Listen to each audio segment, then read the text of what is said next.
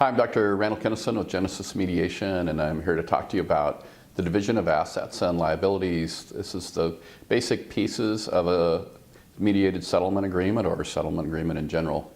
So we walk through all your assets. So we begin with usually personal property. We think about your cars and your trucks and your boats and your RVs and anything else that has a VIN number, and we walk through those as who's going to get what and who has title of them right now and what titles we might need to change, and is there a car loan or an auto loan or boat loan attached to anything, and how we're going to sort those out.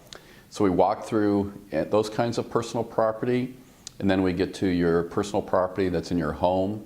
So your couches and your TVs and appliances and all those kinds of things. Most people can do that themselves. I rarely have to get involved in mediating. What I typically tell people is whatever you can't figure out yourself, bring into mediation and we'll do it there. Some people get very detailed and construct really long spreadsheets. I had one person actually count all the forks and knives. That's pretty unusual. Most people just kind of look at it. I'll take the chair, you take the couch, I'll take the dining room table, you take the bedroom set, that kind of thing. What we're looking for is equity and parity though. So Craigslist is your friend, so if you want to go through and actually value things, it's not the replacement value of something new, it's your used value of what you could sell it on Craigslist for. So you need to kind of think about that's your value of what your stuff is worth. The other thing you need to think about is special collections or things like tools for a guy. A lot of times a wife may not think, oh, that's just his stuff. The tools can be worth quite a bit, or the guy might look at the gal's jewelry and say, that's kind of just hers. Well, the wedding ring is hers, guys, just for a note. But other jewelry and things might need to be appraised. So there can be certain things that you have that may be worth far more than you think, certain collections or whatever. You might need to have an appraisal for that. Actually had to appraise a wine collection one time because the wine collection was one of the most valuable things they had. So what you never quite know, and mediation is based on informed consent, so let's make sure we know what we're doing when we're dividing things up. So that's all your personal property. Then we get to your investments.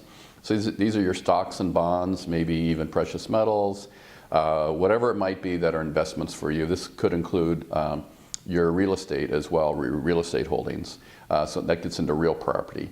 So anyway, so we're looking at all those pieces and we're evaluating them. We usually bring them down to a cash value.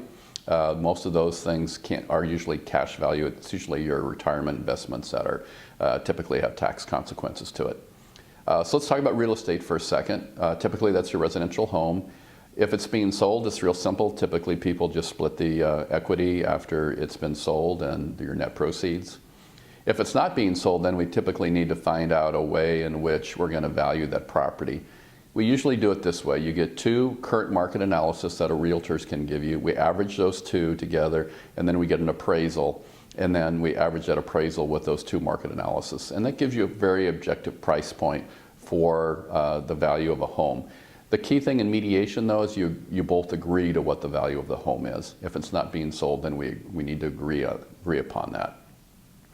So then we figure out what to do with the residential home. Sometimes we're holding on to it for a while. Sometimes we can't refinance. There's ways to work around that. I have another video. I talk more at length about what to do with the home. Same thing with residential property. If we're not going to sell the property, we have to value it and know who's going to get what. And we need to make sure people are off the loans and titles and all those kinds of things. So we need to sort out all your real estate property. Then we come to your retirement investments. Those might be 401ks, they might be individual retirement accounts, they can be pensions. Pensions are a little trickier. You almost need somebody that specializes in that area if you truly want to get a value on it, and you need usually an actuary to weigh in on it. Otherwise, if you can just split them, then that's much simpler. Excuse me. But you need to make sure that you understand how much a pension can be worth. A good example is like Tier 1 with the state of Oregon is a very generous pension plan. Tier 2 is different, and then the current ones that no longer have Tier 1 or Tier 2, so it's more just like a 401k. So we need to make sure everybody understands what's at stake and what those values are all about and how we're going to divide them. They're like pieces kind of a jigsaw puzzle, trying to figure out what's best going forward for each party. Excuse me. The final one is your debts and liabilities. So we look at your credit card debt, we look at your mortgages, your car loans, we look at student loans, we look at personal notes, whether you have a home equity line of credit or not. And we look at those and what's joint marital debt and what may be an individual debt. And we sort all that out as best we can. It can get pretty complicated at times. We do our very best to work through it and to make sure it seems just and equitable for both parties. That's what most people are looking for, is what's just and equitable between the two parties. And so we sort through all those pieces, and at the end of the day, we'll put together a balance sheet, and we talk about that in another video as well, what that looks like.